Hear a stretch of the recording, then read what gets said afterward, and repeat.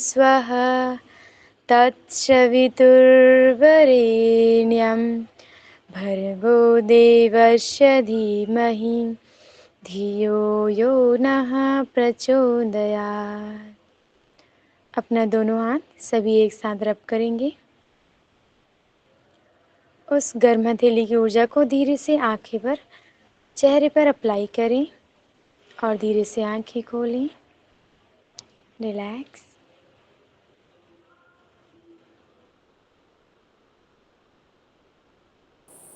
धन्यवाद माला जी।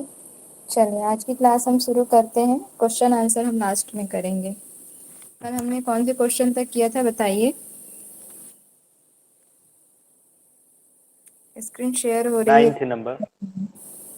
हाँ जी। क्या क्वेश्चन था 9वें नंबर का? मैम योग क्या है? ठीक है। और उसके अंतर्गत हमने क्या क्या देखा था?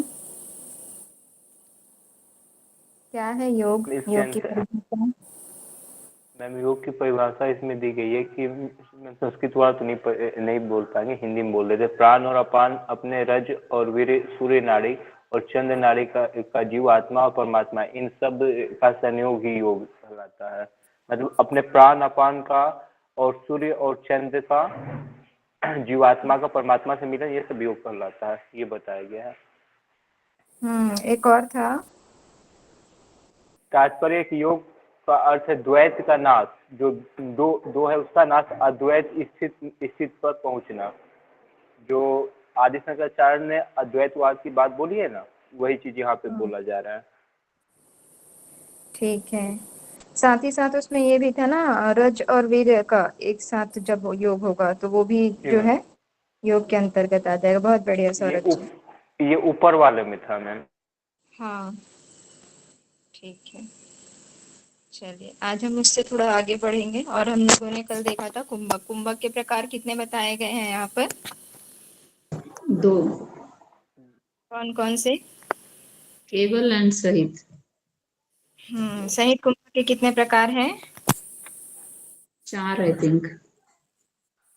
4 है मैम। 4। नाम बताइए। भस्त्रिका। सूर्यभेदी, हाँ, कोई भस्त्रिका, एक दीजिए।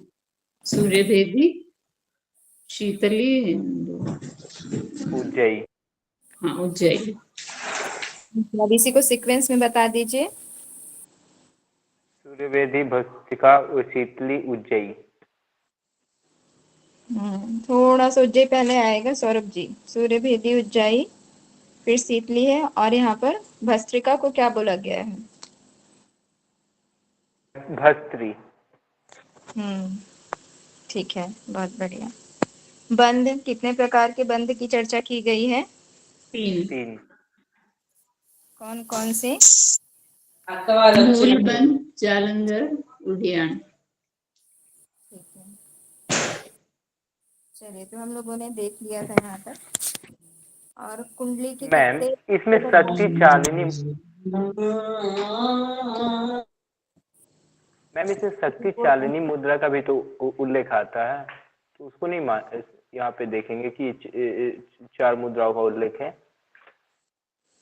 नहीं नहीं, वो शक्ति चालिनी को अलग से बताया गया है, उसको ना काउंट नहीं किया गया है इसमें बंधों के साथ। ठीक है, ये तो 3 बंध हो गए ना, ठीक है। मुद्रा एक ही है शक्ति चालिनी। ठीक है। ठीक है। उसके बाद यहाँ पर एक और बता दीजिए, कितने दिन तक जब हम निरंतर अभ्यास करते हैं तो मृत्यु का भय दूर हो जाता है शक्ति चालिनी मुद्रा का? 15 दिन। और कुंडलिनी कब जागृत होगी? 6 ग्रंथियों का मंथ भेदन में। कब स्टार्ट होगा? 6 मंथ में। 6th है या 7th? 6 है मैम, 6। अच्छे से देखिए सौरभ जी, क्या लिखा है आपने नोट्स में?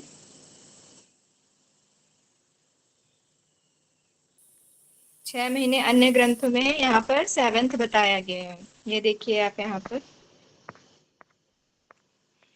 शक्ति चालिनी।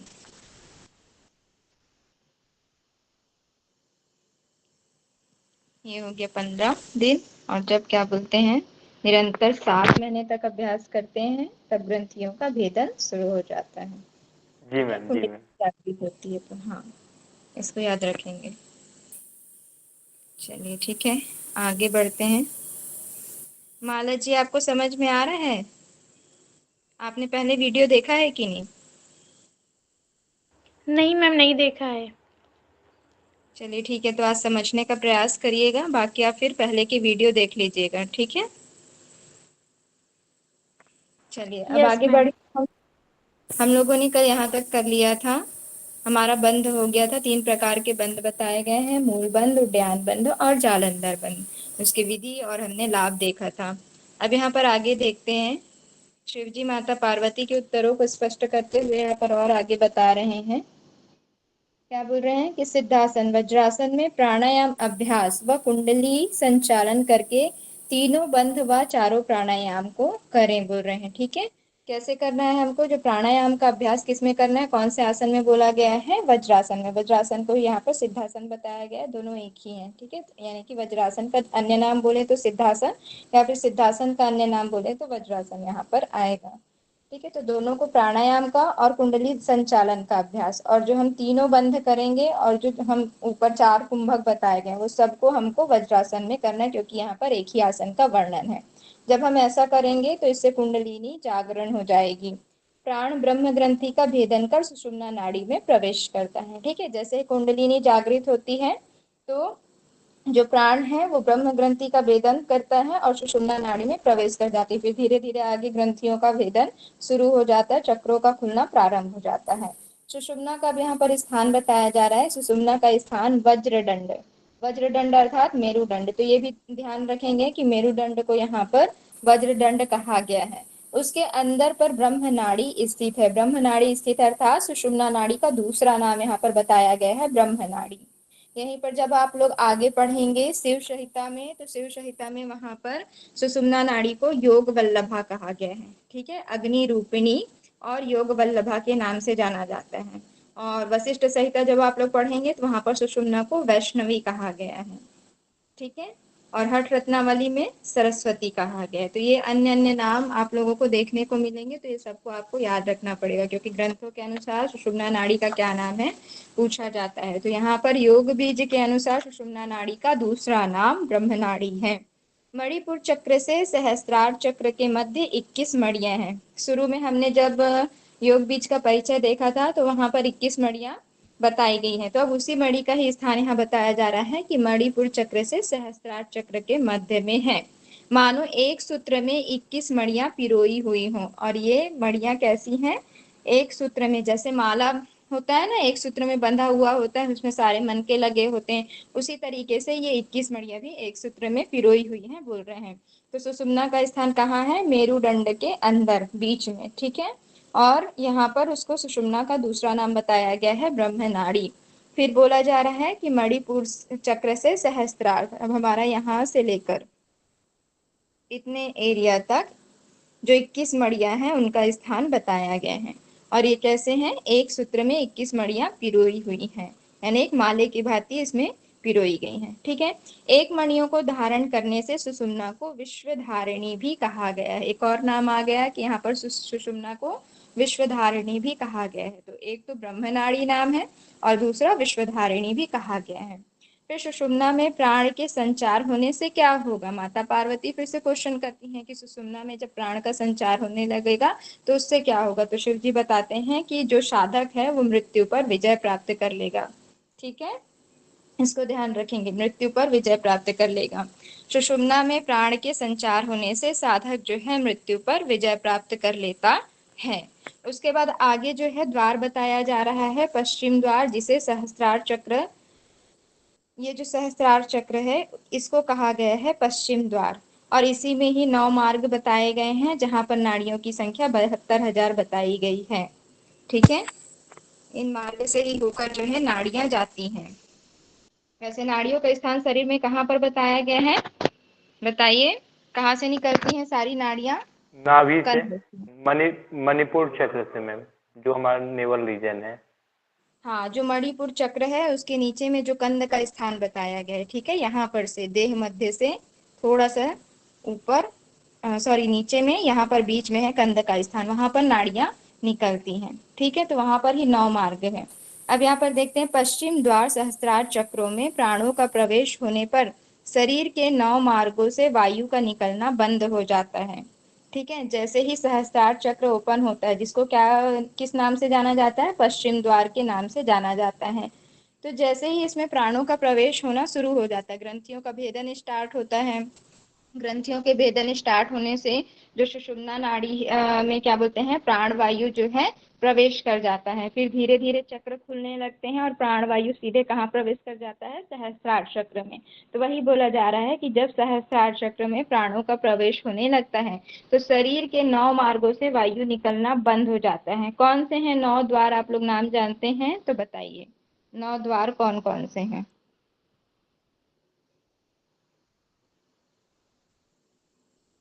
पता है किसी को 9 द्वार?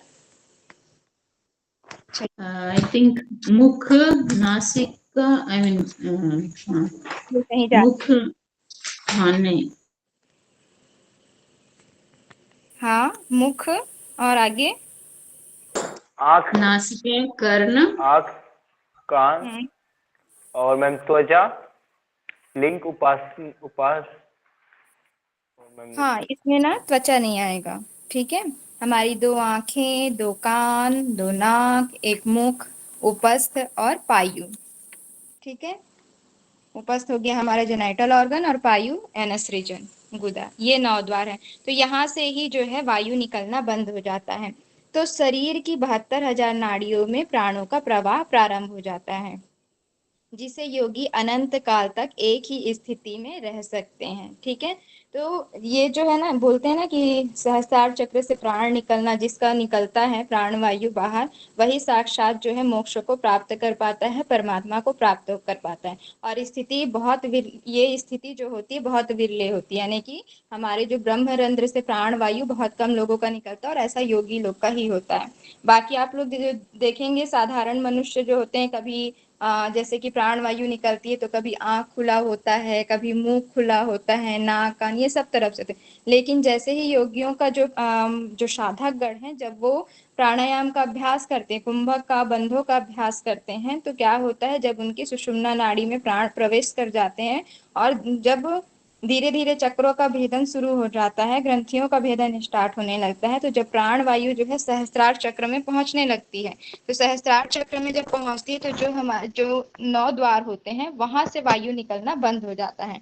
ठीक है, और वहां से वायु निकलना बंद हो जाता है, तब जो नाड़ियां हैं वो शुद्ध हो जाती हैं, उनमें प्राणों का प्रवाह शुरू हो जाता है। इससे योगी की जो स्थिति होती है, एक ही स्थिति में अनंत काल तक स्थिर रहता है, अर्थात तो समाधि की स्थिति में बने रहता है। ये क्लियर है? आगे बढ़े। ठीक है, तो यहाँ पर क्या बोला गया है कि कुंडली जागरण जब हमको करना है तो कौन से आसन में करना है, सिद्धासन या वज्रासन में। ठीक है, इसी में ही हमको प्राणायाम का अभ्यास, कुंडली संचालन का अभ्यास तीनों बंधों के साथ, और फिर क्या बोलते हैं, कुंभक का अभ्यास जो है सिद्धासन में करना है। जब हम ऐसा करेंगे तो कुंडलिनी जागृत हो जाएगी और सुषुम्ना नाड़ी में प्रवेश कर जाएगी। ठीक है, और फिर क्या बोलते हैं, यहाँ पर सुषुम्ना का स्थान बता दिया गया है कि सुषुम्ना का स्थान कहाँ है, मेरुदंड में, वज्रदंड के बीच में, है ना। सुषुम्ना का यहाँ पर दूसरा नाम बताया गया है ब्रह्मनाड़ी। उसके बाद 21 मणियों का स्थान बता दिया गया है। मणिपुर चक्र से सहस्त्रार्थ तक 21 मणियां हैं और ये एक सूत्र में बंधी हुई हैं। इसको धारण करने से सुषुम्ना क्या कही जाती है, विश्वधारिणी कही जाती है। 21 मणियों को धारण करने से सुषुम्ना जो है विश्वधारिणी भी कही गई है। और जब सुषुम्ना में प्राण का संचार होने लगता है तो साधक जो है मृत्यु पर विजय प्राप्त कर लेता है। जैसे ही उसके सहस्त्रार चक्र में, साधक के सहस्त्रार चक्र में प्राण वायु का जो है क्या होता है, प्रवाह होना शुरू हो जाता है, तब जो है 72,000 नाड़ियों जो नाड़ियां जो है शुद्ध हो जाती है और उसमें भी प्राण वायु का संचार प्रारंभ हो जाता है। ठीक है, जिससे योगी जो है एक ही स्थिति में अनंत काल तक बना रहता है। अब देखते हैं आगे। अब यहाँ पर सिद्ध संकेत बता रहे हैं, जिनको नाथ संकेत भी कहा जाता है। ठीक है, यहाँ पर भगवान आदिनाथ जो है वो सिद्ध संकेत बता रहे हैं। सिद्ध संकेत क्या है ये देखते हैं। रेचक और पूरक दोनों के ही लय हो जाने पर प्राणों का पूर्ण लय हो जाता है। जब साधक रेचक और पूरक करता है रेचक और पूरक करने के साथ दोनों का एक साथ जब लय होता है, यानी कि प्राण वायु जो है सुषुम्ना में प्रवाह होने लगती है, तब उसे हम कहेंगे प्राणों का पूर्ण लय हो जाना। इस स्थिति को ही नाथ संकेत या सिद्ध संकेत कहते हैं। ठीक है, तो क्वेश्चन आ सकता है सिद्ध संकेत या नाथ संकेत क्या है? रेचक और पूरक दोनों का एक हो जाना, रज और वीर्य का एक हो जाना, आत्मा परमात्मा का एक हो जाना, या सूर्य या चंद्र नाड़ी का एक हो जाना। तो क्या हो जाएगा, बताइए आंसर। रेचक और पूरक दोनों हाँ, के ही लय हो जाने रेचक पर। और पूरक दोनों के ही लय हो जाने को क्या कहा जाता है? प्राणों का पूर्ण लय होना। और इस स्थिति को, इस अवस्था को ही क्या कहा जाता है? नाथ संकेत या फिर सिद्ध संकेत। अब इस सिद्ध संकेत को आदिनाथ द्वारा उपदिष्ट 8 कोटि, ठीक है, 8 कोटि यानी कि 8 मिलियंस संकेतों में अत्यंत गोपनीय सर्वश्रेष्ठ संकेत कहा गया है। और भी बहुत सारे भगवान जी ने जो है संकेत बताए होंगे, उसमें से नाथ संकेत या सिद्ध संकेत को गोपनीय संकेत और सर्वश्रेष्ठ संकेत कहा है, इसको भी ध्यान रखेंगे। इस सिद्ध संकेत को 8 कोटि संकेतों में अत्यंत गोपनीय और सर्वश्रेष्ठ संकेत कहा गया है। क्वेश्चन आ सकता है कि सिद्ध संकेत को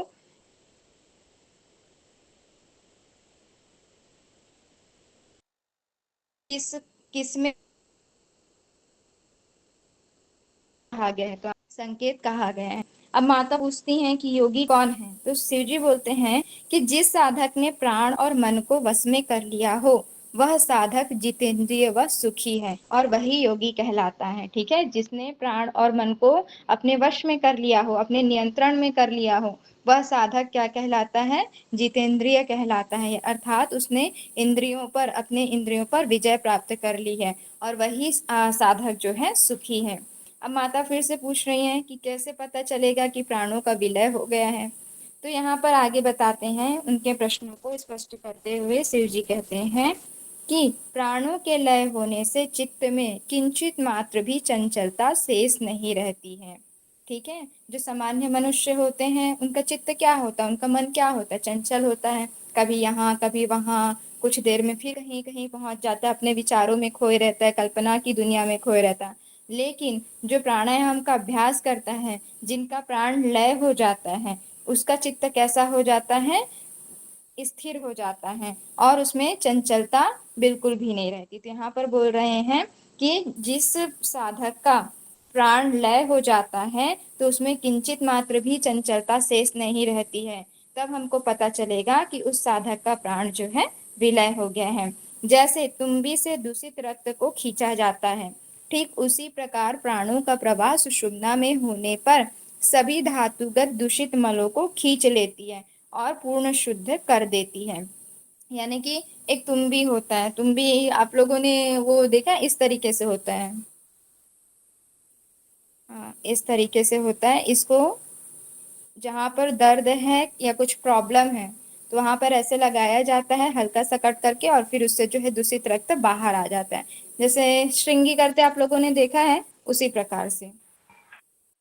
कपिंग थेरेपी मैम। हाँ, ये बोल सकते हैं, कप थेरेपी। ठीक है, तो उसी प्रकार से यहाँ पर बोला जा रहा है कि जैसे तुम्बी से दूषित रक्त को खींचा जाता है, उसी प्रकार जब प्राणों का प्रवाह सुषुम्ना में होने लगता है, तो जितने जो धातु से संबंधित जो मल होते हैं, उसको वो खींच लेता है और पूर्ण शुद्ध कर देता है। यानी कि जब प्राण का सुषुम्ना में प्रवाहित होने लगता है, तो सारी नाड़ियां, जितने भी जो शरीर में दूषित मल है, वो उनको खींच लेती है और शरीर को, नाड़ियों को पूर्ण तरीके से शुद्ध कर देती है। ठीक है, तो इससे भी प्राणों का लय हो जाता है। क्लियर है ये वाली स्लाइड? किसी को कहीं पर कोई डाउट? आगे बढ़े। क्या हुआ, मेरी आवाज नहीं आ रही क्या? जी मैम। जी मैम। ठीक है, आप लोग बोला कीजिए ना बीच बीच में, फिर मेरे को समझ नहीं आता समझ आ रहा है कि नहीं आ रहा है करके। चलिए, सौरभ जी की तो आवाज आ रही है, और बाकी सब सो तो नहीं गए? नींद तो नहीं आ गई ना? नहीं नहीं। चलिए ठीक है। अब यहाँ पर फिर से क्वेश्चन उठता है कि नाद कब सुनाई देता है? ठीक है, माता फिर से प्रश्न कर रही हैं कि प्रभु अब हमने कुंडलिनी के बारे में जान लिया, किन आसनों पे करना है वो भी जान लिया, बंद कैसे करना है, कुंडली जागृत कैसे होगी, 21 मणियों का स्थान कहाँ पर है ना, इस सुषुम्ना के अन्य नाम क्या हैं ये भी हमने जान लिया, सिद्ध संकेत नाद संकेत क्या है, प्राणों का विलय कैसे होगा, कौन योगी कहलाएगा, ये सब हमने जान लिया। अब आप हमें ये बता दीजिए कि नाद कब सुनाई देगा। तो जब केवल कुंभक की सिद्धि हो जाएगी, ठीक है, केवल कुंभक की सिद्धि के बाद जब प्राण मणिपुर को पार कर अनाहत चक्र हृदय कमल में पहुंचता है, ठीक है, जब केवल कुंभक की सिद्धि हो जाती है और केवल कुंभक की सिद्धि होने के बाद प्राण जो है मणिपुर चक्र को पार करके अनाहत चक्र हृदय कमल में पहुंचता है, तब नाद सुनाई देती है। तो इसको याद रखेंगे, नाद कब सुनाई देता है, तो जब केवल कुंभक की सिद्धि होगी, केवल कुंभक की सिद्धि के बाद प्राण मणिपुर से अनाहत चक्र में प्रवेश करेगा, तब नाद हमें सुनाई देने लगती है, ठीक है। तो केवल कुंभक की सिद्धि के क्या क्या लाभ हैं, तो ये आगे बताए जा रहे हैं कि जब केवल कुंभक सिद्ध हो जाता है तो नाद सुनाई देने लगता है, चंद्रमंडल से अमृत द्रव का स्त्राव होता है, योगी की क्षुधा और पिपासा नष्ट हो जाती है, ठीक है, भूख और प्यास जो है नष्ट हो जाती है, काया और चित्त के जो मल हैं वो भी नष्ट हो जाते हैं, और योगी जो है शुद्ध सच्चिदानंद स्वरूप वाली अवस्था में अवस्थित हो जाता है, अर्थात कैवल्य को वो प्राप्त कर लेता है। तो क्वेश्चन आ सकता है केवल कुंभक की सिद्धि के जो लाभ हैं वो कौन कौन से हैं, तो क्या क्या होगा, नाद सुनाई देने लगता है, चंद्रमंडल से अमृत द्रव का स्त्राव होता है, योगी की भूख और प्यास मिट जाती है, नष्ट हो जाती है, काया और चित्त के मल दूर हो जाते हैं, और जो साधक है वो सच्चिदानंद स्वरूप वाला हो जाता है, अर्थात मोक्ष को प्राप्त करने की अवस्था में पहुंच जाता है। क्लियर है, तो इसको भी अच्छे से याद रखेंगे, केवल कुंभक की सिद्धि के लाभ, ठीक है, नाद सुनाई देता है, चंद्रमंडल से अमृत का स्त्राव, योगी की भूख और प्यास मिट जाती है, काया और चित्त के मल दूर हो जाते हैं, और जो साधक है वो शुद्ध सच्चिदानंद स्वरूप वाला हो जाता है। उसके बाद शिव जी कहते हैं कि मैंने अभी योगाभ्यास के बारे में बताया है, अब अभ्यास का क्रम बताता हूँ। तो आगे हम लोग अब देखेंगे कि योग के प्रकार क्या हैं। अब तक हम लोगों ने देखा कि योग होता क्या है, योगाभ्यास करना कैसे है ना। अब आगे देख रहे हैं कि उसका क्रम क्या है। तो आगे बढ़े, ये क्लियर है ना। चलिए हाँ। अब देखते हैं, हम लोगों ने देखा था महायोग, है ना। अब उसी के ही प्रकार आगे हम देख रहे हैं। माता प्रश्न करती हैं कि मंत्र हठ आदि 4 प्रकार के जिन योग तत्वों की ओर आपने संकेत किया था, उसका यथावत क्रम सह उपदेश दीजिए। अब जो यहाँ पर भगवान शिव जी हैं वो सीक्वेंस में जो है मंत्र योग, हठ योग, लय योग और राजयोग होता क्या है इसको बताएंगे। तो इन चारों योगों को ही कहा जाता है महायोग। इसी प्रकार महायोग की चर्चा और कौन से ग्रंथ में मिलती है बताइए आप लोग। शुरू में मैं बताई थी कि इसके अतिरिक्त महायोग हम और कौन से ग्रंथ में देखेंगे। सिद्ध सिद्धांत याद पद्धति में क्या मैम? किसमें? सिद्ध सिद्धांत पद्धति। सिद्ध सिद्धांत पद्धति ना ना, उसमें नहीं। नहीं पता है मैम। और अच्छे से याद करिए।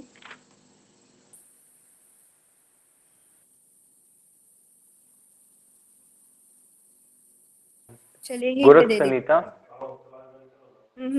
ह से शुरू होता है। हठ रत्नावली। हठ रत्नावली। हाँ ठीक, हठ रत्नावली में है।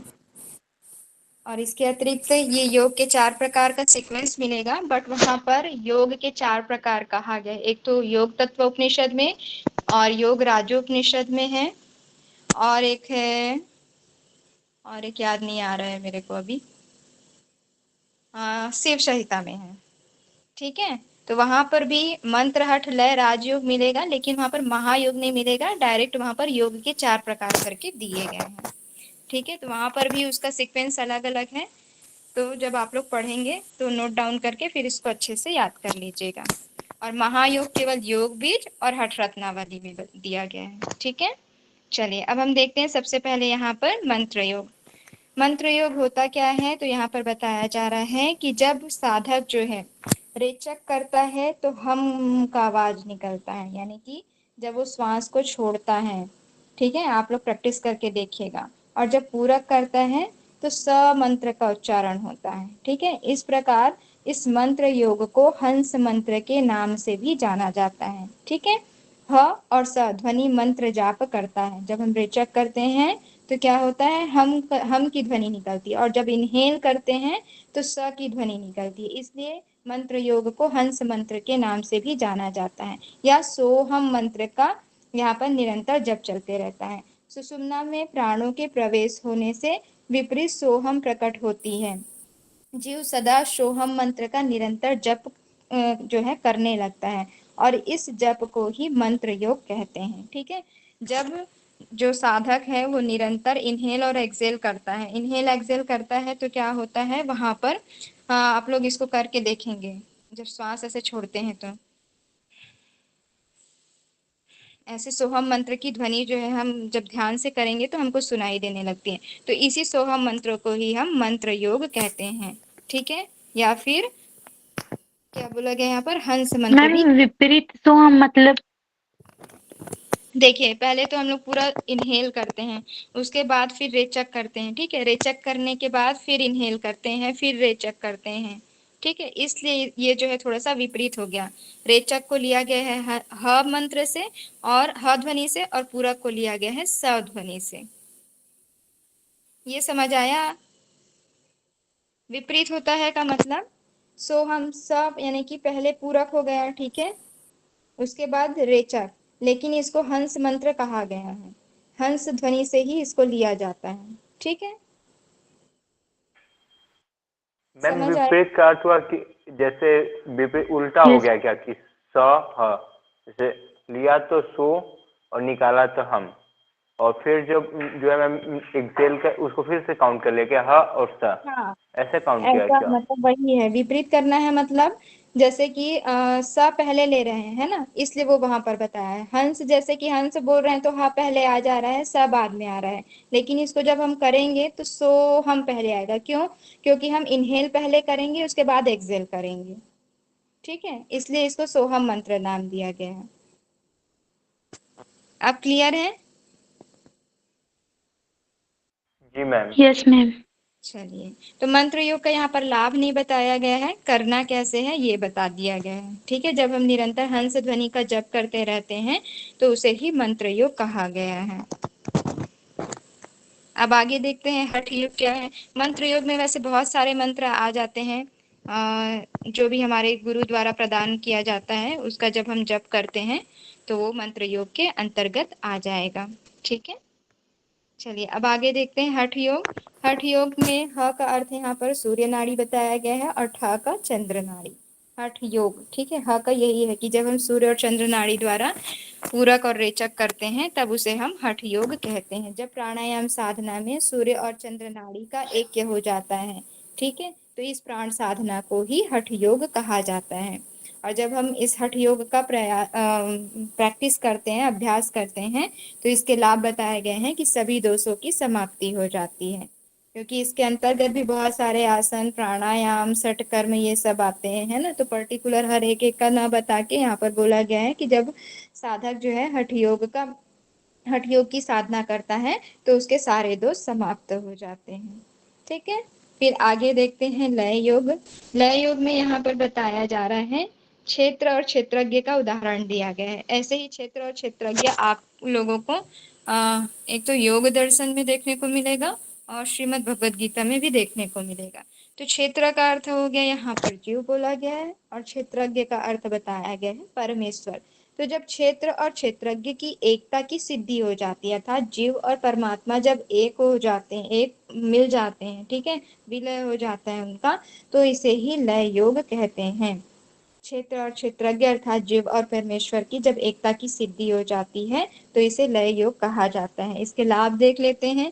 जब लय योग होता है तो प्राण जो है वो स्थिर हो जाता है, अतिशय सुख की प्राप्ति होती है, शांति की प्राप्ति होती है, और परमानंद की, स्वात्मानंद की प्राप्ति हो जाती है, और परमानंद की भी प्राप्ति होती है। ठीक है, अर्थात जब क्या बोलते हैं, जीव का साक्षात्कार हो जाता है, जब वो परमेश्वर में विलीन हो जाता है तो क्या होगा, प्राण स्थिर हो जाएगा, उसे अधिक ही आनंद की प्राप्ति होगी, सुख शांति की प्राप्ति होगी, उसका चित्त स्थिर हो जाएगा, स्वात्मानंद की प्राप्ति हो जाती है, है ना। स्वात्मानंद अर्थात स्वयं में ही वो आनंद रहता और परमानंद की प्राप्ति हो जाती है।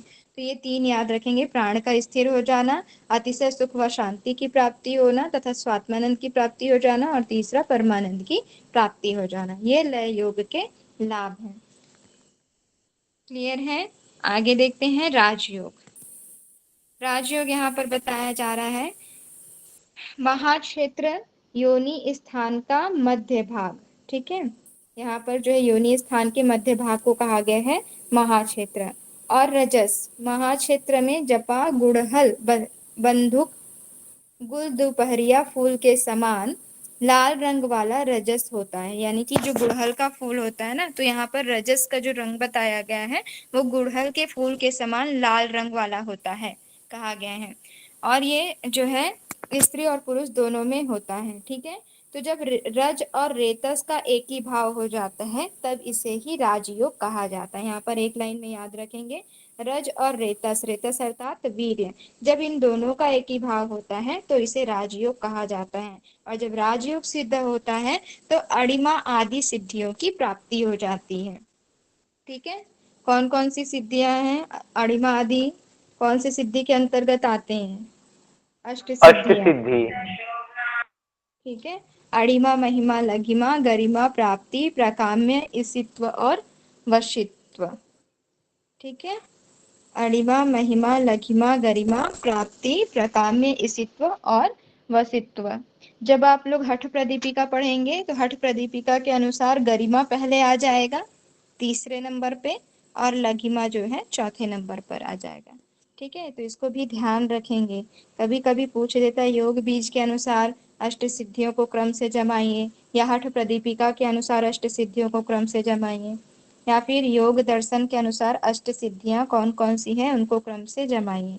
तो इस बार अभी जो हुआ था एग्जाम अगस्त में जो हुआ था, जून के सितंबर बाद, वाले में आया था मैम, सितंबर में आया था, 4 सितंबर वाले सॉरी में आया सॉरी, था हाँ, क्वेश्चन। इसमें ये आया था कि योग दर्शन के अनुसार जो है अष्ट सिद्धियां कौन कौन सी हैं। ठीक है, तो इसको भी याद रखेंगे, अणिमा महिमा लघिमा गरिमा प्राप्ति प्रकाम्य इशित्व और वशित्व।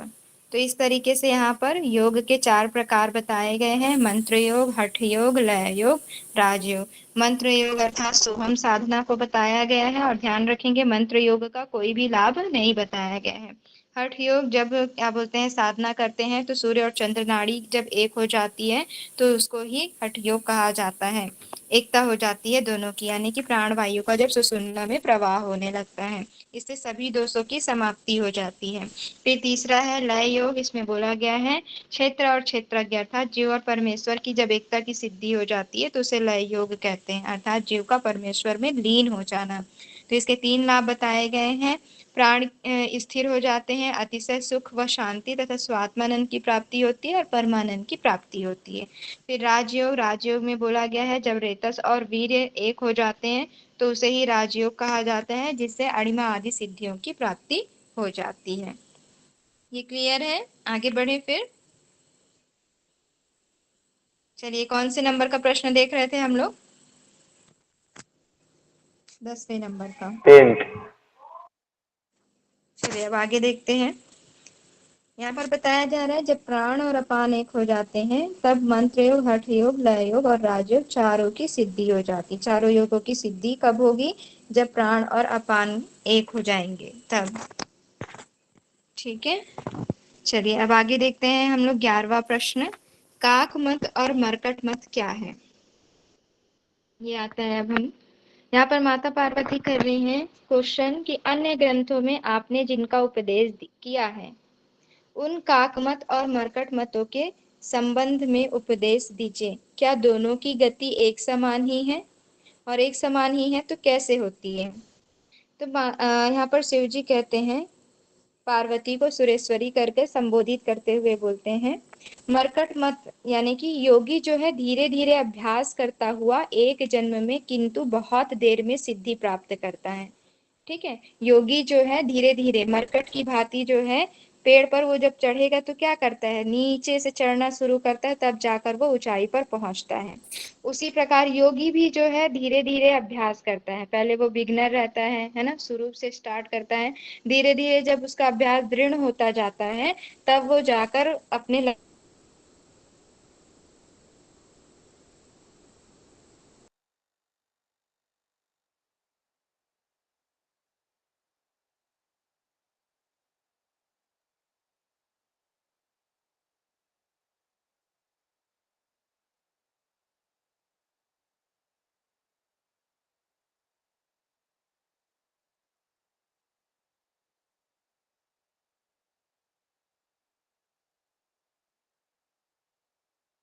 में हुआ वृक्ष की सबसे ऊंची टहनी पर पहुंचकर फल को प्राप्त कर लेता है। ठीक है, तो अब मरकट के लिए वो वृक्ष हो गया, और जो प्राप्त करना था उसका उद्देश्य क्या था, फल को प्राप्त करना था। उसी प्रकार योगी भी जो है अपने योगाभ्यास को जो है उसको धीरे धीरे प्रारंभ करता है, और उसका लक्ष्य क्या है, किसको प्राप्त करना है, योगी का लक्ष्य मोक्ष।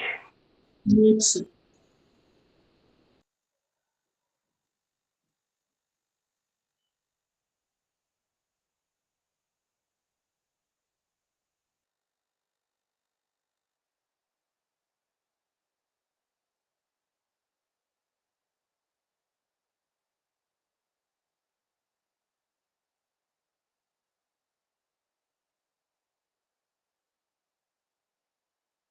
किस चीज को प्राप्त करने के लिए। मैम आवाज नहीं आ रही है आपकी। अभी स्क्रीन भी स्ट्रक हुआ है, मुझे तो नहीं दिख रहा है। अभी भी नहीं हाँ आ रही स्क्रीन आवाज। भी नहीं दिख रहा। नहीं नहीं। मैम। आवाज आ रही है मैम, स्क्रीन नहीं दिखाई दे रही है आपकी। ओके, अब बताइएगा अभी दिख रही है कि नहीं। हाँ अभी जी अभी मैम। ठीक है। हाँ, तो मैंने क्वेश्चन किया कि जैसे मरकट जो है, बंदर जो है वो फल को प्राप्त करने के लिए वृक्ष पर चढ़ता है, वैसे ही योगी योगाभ्यास क्यों करता है, किसको प्राप्त करने के लिए। मोक्ष, मोक्ष। कैवल्य। हाँ ठीक है, तो इसी प्रकार वो धीरे धीरे अभ्यास करता हुआ आगे बढ़ता है और अपने मोक्ष को प्राप्त करता है, किंतु बहुत देर में वो सिद्धि प्राप्त करता है। उसी प्रकार अब आगे देखते हैं काकमत कौवा क्या होता है। जितनी सिद्धि पूर्व जन्म में मिल चुकी है, उसके आगे से साधना प्रारंभ करके वह थोड़े समय में ही मोक्ष की सिद्धि प्राप्त कर लेता है। जिस प्रकार कौवा जमीन से उड़कर तत्काल वृक्ष की सर्वोच्च टहनी तक पहुंच जाता है, उसी प्रकार योगी साधक भी जो है वो शीघ्र ही मोक्ष को प्राप्त कर लेता है।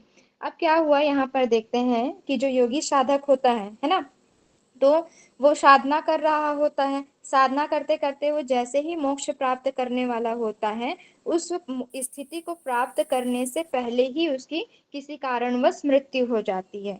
ठीक है, वो अपने देह का त्याग कर देता है। तो जब वो अगले जन्म में फिर से जन्म लेगा, यानी कि उसका पुनः जन्म होगा, तो जब वो पुनः उसका जन्म होगा, तो जहां से उसने अपना जो है साधना छोड़ा था, वो उस साधना को लेकर वो आगे बढ़ेगा। ठीक है, फिर से वो प्रारंभ से प्रारंभ नहीं करेगा। क्यों, क्योंकि वो सारी चीजें उसकी स्मृति में स्टोर है। तो जहां पर से वो छोड़ा था, वहां पर से वो प्रारंभ करेगा और वो अपने लक्ष्य को प्राप्त कर लेगा। किसकी भांति, कौवे की भांति। कौवा जैसे कि मान लीजिए बंदर है, बंदर जो है उस फल को प्राप्त करने के लिए पहुंचने ही वाला था कि उसके पहले उसकी मृत्यु हो गई। ठीक है, तो मृत्यु हो गई, तो अब वो अगले जन्म में जो है कौवा बन गया। तो कौवा बन गया तो वो फिर से उसको वहां पर जो है प्रारंभ नहीं करेगा, वो सीधे उड़कर ही उस फल को प्राप्त कर लेगा। उसी प्रकार योगी साधक भी जो होता है, जहां पर से उसने अपनी साधना छोड़ी हुई थी, अगले जन्म में जहां पर से छोड़ा था वहां पर से वो स्टार्ट करेगा।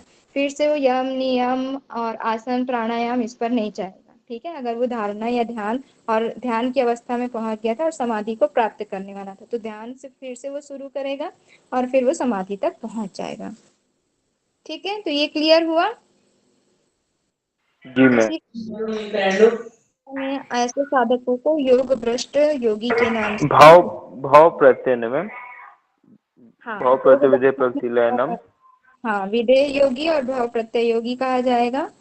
और इसमें क्या बोलते हैं आपके श्रीमद् भगवद गीता में योग भ्रष्ट योग साधक भ्रष्ट। कहा जाता है।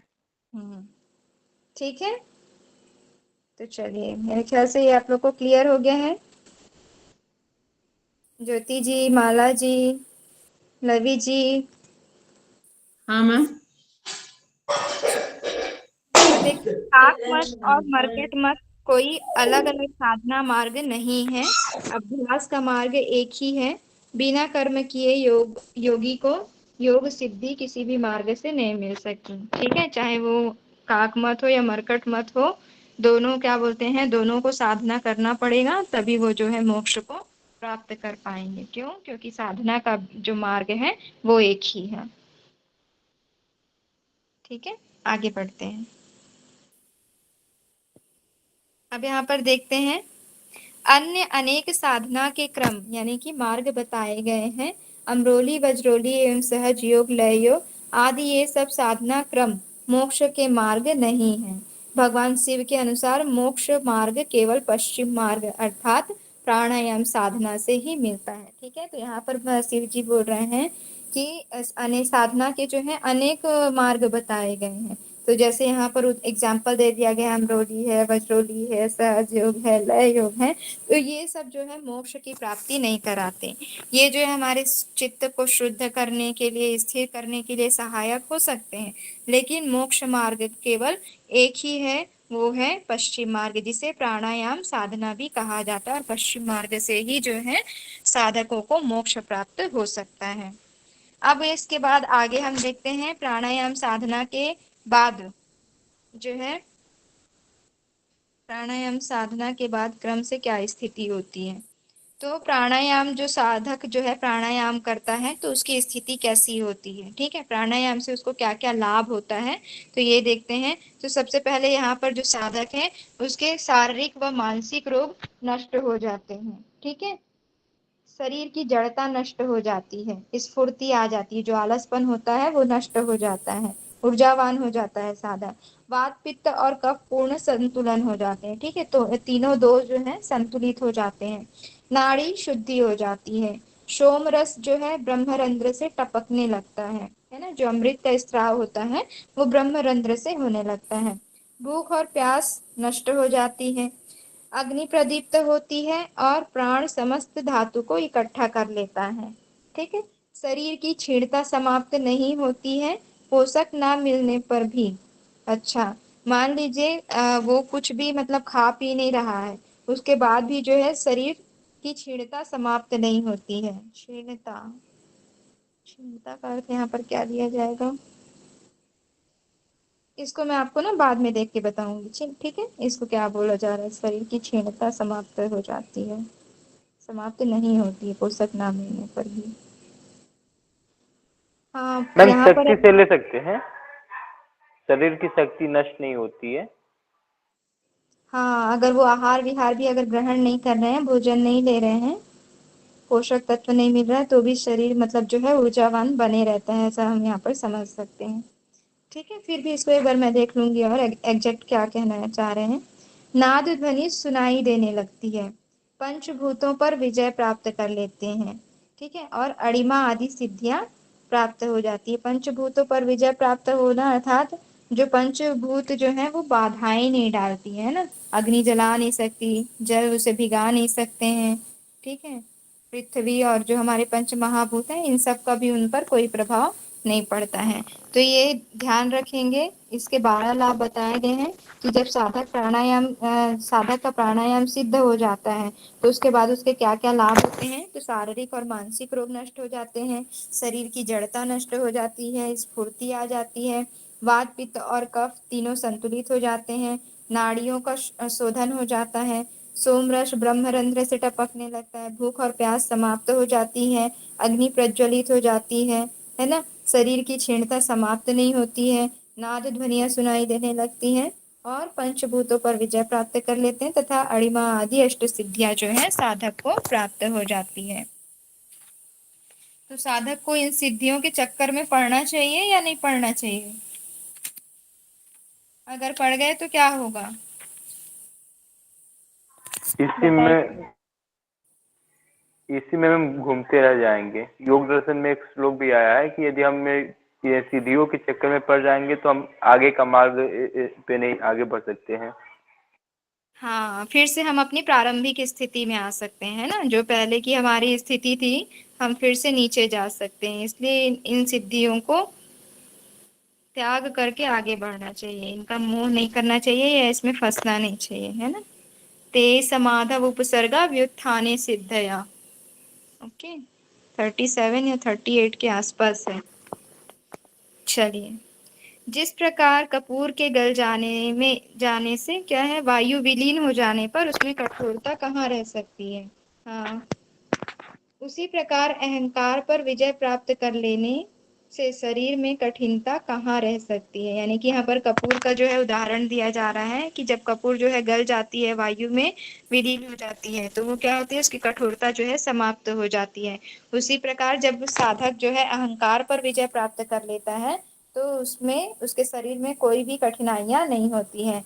अहम भाव की समाप्ति पर योग साधक जो है महायोगी कहा जा सकता है और जीवन मुक्त अवस्था को प्राप्त कर लेता है। ठीक है, अर्थात यहाँ पर जो है जरूरी क्या है, सबसे ज्यादा अपने अहंकार भाव को समाप्त करना, और जब ऐसा होता है तो योग साधक जो है वो महायोगी कहा जाता है।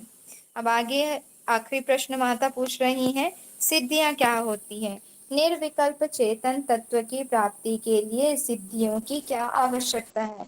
तब शिव जी कहते हैं कि महायोगी पुरुषों में ये सिद्धियां रूप कुछ अलौकिक गुण अवश्य ही दिखाई पड़ते हैं, और ये अलौकिक गुण ही सिद्धियां हैं। यानी कि जो महायोगी पुरुष होते हैं वो क्या होते हैं, उनमें सिद्धियां कुछ अलौकिक रूप में दिखाई देने लगते हैं, और इनके जो ये अलौकिक गुण होते हैं वही सिद्धियां कहलाती हैं, है ना, जो शक्तियां होती हैं। कहीं भी आने जाने की सिद्धियां, अपने मन की गति से चलने की सिद्धियां, कुछ भी प्रकट करने की सिद्धियां, है ना, तो कुछ अलग विलक्षण गुण दिखाई देने लगते हैं। उन गुणों को ही क्या कहा जाता है, सिद्धियां कहा जाता है। ऐसे शिव जी बता रहे हैं माता पार्वती को। देवी, इन सिद्धियों को योग सिद्धि का लक्षण समझना चाहिए। यानी कि जो ये योगी के जो अलौकिक गुण होते हैं उनको सिद्धियां कहा गया है, और इन सिद्धियों को ही योग सिद्धि के लक्षण समझना चाहिए। अर्थात इन सिद्धियों को जानने से योगी जो है, योगियों को क्या समझना चाहिए कि हम योग साधना के मार्ग पर आगे बढ़ रहे हैं। जिस साधक को सिद्धियां प्राप्त नहीं है उसे सामान्य बद्ध पुरुष ही समझना चाहिए। ठीक है, जो साधक साधना कर रहे हैं लेकिन उनको अगर कुछ सिद्धियां प्राप्त नहीं है तो वो कौन से श्रेणी में आएंगे, सामान्य जो है, सामान्य बुद्धि, है ना, सामान्य बुद्धि के पुरुष समझना चाहिए, या सामान्य मनुष्य के अंतर्गत ही आएंगे, वो मुक्त नहीं होते। जिस योगी का शरीर सिद्धियों के कारण अजर अमर हो गया है वह पुरुष ही जीवन मुक्त कहलाता है। ठीक है, तो योगी साधना मार्ग पर आगे बढ़ रहा है, मोक्ष को प्राप्त करने का अधिकारी है, ये हम कब जान सकते हैं, जब उसके पास कुछ सिद्धियां होंगी। ठीक है, तो अब वो कौन कौन सी सिद्धियां हैं आगे देखते हैं। सिद्धियों के दो प्रकार बताए हैं शिव जी ने। पहली है कल्पित सिद्धियां और दूसरी है अकल्पित सिद्धि। अब देखते हैं कल्पित सिद्धि और अकल्पित सिद्धि होती क्या है। तो कल्पित सिद्धि जो होती है कम शक्तिशाली होती है, जल्दी जो है प्राप्त होती है तथा थोड़े समय के लिए ही बने रहती है। ठीक है, और जो अकल्पित सिद्धियां होती हैं वो शक्तिशाली होती हैं, देर से प्राप्त होती हैं तथा नित्य बने रहती हैं, और स्व आत्मा के साक्षात्कार में निष्ठा पूर्वक लगे रहने से प्रकट होती है। ठीक है, स्व आत्मा यानी कि जब स्वयं का साक्षात्कार हो जाता है और जब हम इसे निरंतर इस साधना में या इस जो बोलते हैं क्रम में निष्ठा पूर्वक लगे रहते हैं, श्रद्धा पूर्वक इस चीज में लगे रहते हैं, तब ये सिद्धियां जो है प्रकट होती हैं। तो अब ये सिद्धियां कैसे प्राप्त होती हैं ये देखते हैं। तो कल्पित सिद्धियां जो है रस, औषधि, क्रिया, तप आदि, काल, प्रदोष, अमावस्या, ग्रहण काल में जब मंत्र का जप करते हैं, क्षेत्र तीर्थ स्थान में जब साधना करने से जो है कल्पित सिद्धियां प्राप्त होती हैं। तो कल्पित सिद्धियां किन किन चीजों से प्राप्त होती हैं, रसों के माध्यम से, औषधि के माध्यम से, ठीक है, क्रिया, क्रिया में आ जाएगा जब हम तप आदि करते हैं, औषधि में जैसे संजीवनी, जड़ी बूटियां बहुत सारी हो गई है ना, नाना प्रकार की औषधियां होती हैं। रसों के माध्यम से, ठीक है, जो हमारे सप्त धातु वगैरह हैं, रस वगैरह हैं शरीर में, उनके माध्यम से। काल, जो प्रदोष, अमावस्या, ये सब जो पढ़ते हैं तिथि के अनुसार, जो व्रत वगैरह करते हैं, या उन तिथियों में जो है मंत्र जप वगैरह चलता है, उसके माध्यम से ये सिद्धियां प्राप्त कर सकते हैं। या फिर क्षेत्र स्थान यानी कि तीर्थ स्थान में जब हम साधना करने लगते हैं तो ये जो है कल्पित सिद्धियां प्राप्त होती हैं। अकल्पित सिद्धियां इसलिए जो कल्पित सिद्धियां होती हैं वो कम शक्तिशाली होती हैं और जल्दी प्राप्त हो जाती हैं, क्योंकि हम औषधि, मंत्र, तप, जप, क्रिया के माध्यम से इन चीजों को प्राप्त कर रहे हैं और ये थोड़े दिन तक ही बने रहती हैं। लेकिन अकल्पित सिद्धियां क्या होती हैं? शक्तिशाली होती हैं, देर तक बने रहती हैं। ठीक है, और जब हम इनका निरंतर अभ्यास करते हैं, वो भी कैसे अभ्यास करते हैं? श्रद्धा पूर्वक, है ना, निष्ठा पूर्वक जब हम लगे रहते हैं तब ये सिद्धियां प्राप्त होती हैं। स्वतंत्र भाव से ईश्वर प्रिय भगवान शिव के पास रहने वाली अनेक सिद्धियां स्वतः प्राप्त हो जाती है। और जब योगी का चित्त विविध कर्म वासनाओं और काम क्रोध आदि दोषों से रहित हो जाता है तो ये सिद्धियां बहुत देर में प्रकट होती हैं। यानी कि जो योगी है, जब उसका चित्त जो है निर्मल हो जाता है ना, वो कर्म वासनाओं से मुक्त हो जाता है, अपनी इच्छाओं का सदा के लिए त्याग कर देता है, काम, क्रोध, अहंकार, मोह, इन आदि दोषों से जब वो मुक्त हो जाता है ना, इन सभी दोषों को त्याग देता है, तब ये सिद्धियां जो है प्राप्त होती हैं। इसलिए बहुत देर में प्राप्त होती हैं और अधिक समय के लिए बनी रहती हैं, नित्य मतलब बनी रहती हैं। ठीक है, और शक्तिशाली भी होती हैं। जिस प्रकार काशी को लक्ष्य बनाकर जाते हुए पथिकों को मार्ग में अनेक तीर्थ प्राप्त होते हैं, उसी प्रकार मोक्ष की प्राप्ति के लिए साधना करने वाले महायोगियों को अनेक सिद्धियां प्राप्त होती हैं। यहाँ पर एग्जाम्पल दिया गया है कि जो भक्तगण है ना, जो तीर्थ वगैरह करते हैं, मान लीजिए किसी को काशी जाना है तो काशी जाने तक के उसके पहले बहुत सारे तीर्थ पड़ते हैं। ठीक है, उसी प्रकार मोक्ष प्राप्ति के लिए साधना करने वाले महायोगियों को भी अनेक प्रकार की सिद्धियां प्राप्त होती हैं। तो जो मोक्ष प्राप्त करना चाहता है, जो मोक्ष को पाना चाहता है, वो इन सिद्धियों के चक्कर में नहीं आएगा, और जो क्या बोलते हैं सिद्धियों से ही खुश हो जाएगा, फिर वो सिद्धियों में ही रह जाएगा, गोल गोल घूमते रहेगा, वहीं मोक्ष को प्राप्त नहीं कर पाएगा। ठीक है, तो ये यहाँ पर शिव जी बता रहे हैं कि मोक्ष प्राप्त करने वाले साधकों को भी जो है अनेक सिद्धियां प्राप्त होती हैं। जिस प्रकार स्वर्ण की परीक्षा में कुशल स्वर्णकार स्वर्ण के कुछ चिन्हों को देखकर ही यह स्वर्ण है या नहीं है करके जान लेता है, पहचान लेता है, उसी प्रकार जीवन मुक्त पुरुष उसकी सिद्धियों से पहचाना जाता है, क्योंकि सिद्धियां ही महायोगी की पहचान होती है। ठीक है, तो जो जीवन मुक्त पुरुष होते हैं अर्थात मोक्ष को प्राप्त करने वाले होते हैं, वो अपने सिद्धियों के माध्यम से ही जाने जाते हैं। ठीक है, जैसे कि हमारे बहुत से ऋषि मुनि हुए हैं जिनको त्रिकालदर्शी कहा जाता है, दूर की पहले से ही जान लेते हैं, है ना, अंतरिक्ष में अपने मन के माध्यम से कहीं पर भी आ जा सकते हैं, विचरण कर सकते हैं, दूसरों के मन की बात जान लेते हैं। ये सब क्या है? ये सब सिद्धियां ही तो है ना। तो वही बताया जा रहा है कि जो जीवन मुक्त पुरुष होते हैं, जो साधक महायोगी होते हैं, वो अपनी सिद्धियों के माध्यम से ही जाने जाते हैं। ठीक है, तो ये क्लियर है। दो प्रकार की सिद्धियां बताई गई हैं, कल्पित सिद्धि और अकल्पित सिद्धि। कल्पित सिद्धि जो होती है कम शक्तिशाली होती है, जल्दी प्राप्त हो जाती है और थोड़े समय के लिए ही बने रहती है। और ये किसके माध्यम से प्राप्त होती है? तो रसों के माध्यम से, औषधियों, क्रियाओं, या फिर व्रत के माध्यम से, मंत्र जप के माध्यम से, या तीर्थ स्थान पर साधना करने से ये कल्पित सिद्धियां प्राप्त होती हैं। अकल्पित सिद्धियां कैसी होती हैं? शक्तिशाली होती हैं, देर से प्राप्त होती हैं और नित्य बने रहती हैं। क्यों? क्योंकि ये इनके जो इसमें जो साधक होते हैं वो क्या करते हैं? अपने कर्म वासनाओं से मुक्त हो जाते हैं, काम, क्रोध, मोह आदि दोषों से मुक्त रहते हैं। ठीक है, इसलिए ये सिद्धियां जो है बहुत देर में प्राप्त होती हैं और ईश्वर की कृपा से ही प्राप्त होती हैं। ठीक है, तो इसको याद रखेंगे। उसके बाद यहाँ पर जीव और ब्रह्म के बीच जो अद्वैत भाव होता है, तो किस प्रकार योगी साधक जो है द्वैत के भाव को मिटाकर अद्वैत को स्थापित कर लेता है, उसको भी योगी कहा जाता है। ये सब यहाँ पर एग्जाम्पल के थ्रू बताया गया, तो ये इतना इम्पोर्टेंट नहीं है, आप लोग ऐसे ही पढ़ लीजिएगा इसको एक बार। ठीक है, क्लियर है? तो ये हुआ हमारा योग बीज कम। मेरी आवाज आ रही है? जी मैम। हाँ मैम। चलिए। है ना, किसी को डाउट हो तो पूछ लीजिए। ये सब एग्जाम्पल दे करके समझाया गया है अद्वैत सिद्धांतों को। मैम एक बार नीचे वाला एग्जांपल दिखा दीजिएगा, स्क्रीनशॉट ले लें। हाँ, ये यहाँ पर जो है हेम और इसका घृत का उदाहरण दिया है यहाँ पर।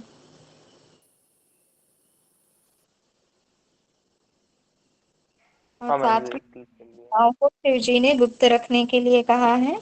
फिर माता पार्वती जो है अंत में शिव जी को प्रणाम करती हैं। ठीक है। और इस विद्या को जो इसके अधिकारी हों, जो इसके योग्य हो प्राप्त करने, उन्हीं को ही देना है, अन्यथा इसे गोपनीय रखने की बात कही गई है। ठीक है, चलिए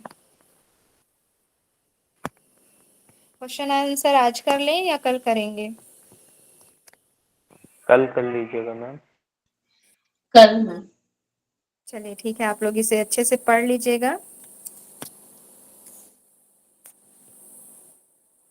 बाकी और किसी को कहीं पर कोई डाउट हो तो पूछ लीजिए। चलिए, तो सभी कमर गर्दन सीधी करेंगे, आंखें सरलता से बंद, मन शांत, चित्त को एकाग्र करते हुए शुरू से लेकर अभी तक जो जो हमने पढ़ा है उसे एक बार अपने मस्तिष्क पर विचार कीजिए, घुमाइए। गहरी लंबी श्वास लेते हुए एक बार ओम का उच्चारण, तत्पश्चात शांति पाठ।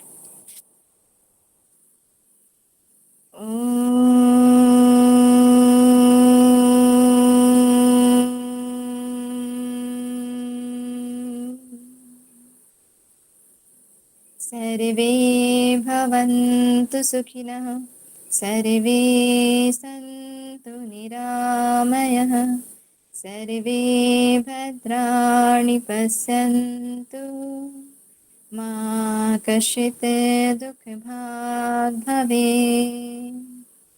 ॐ शान्ति शान्ति शान्तिः। धीरे से अपने दोनों हाथों को रब करें। माता पिता, गुरुजनों और ईश्वर को प्रणाम करते हुए प्यारी सी मुस्कान के साथ अपनी आंखें खोलिए।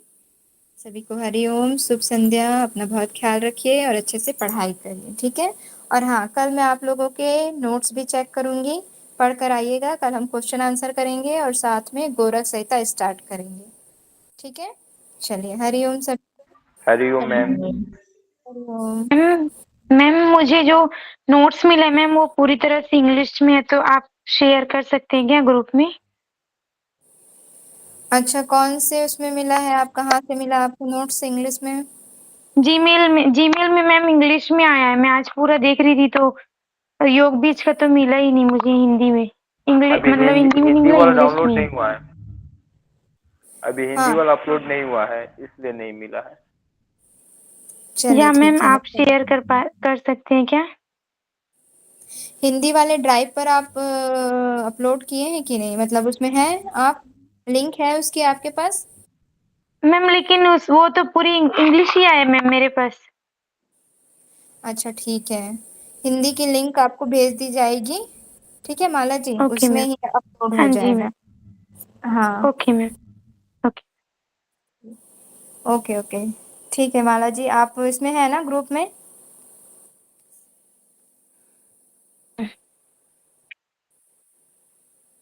चलिए ठीक है, मैं सर से एक बार बात करूँगी, ठीक है, फिर आपको मैं भेज दूंगी आपको पर्सनल में।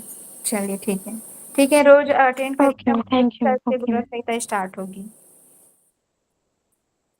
Yes ma'am. चलिए, आप लेफ्ट हो जाइए।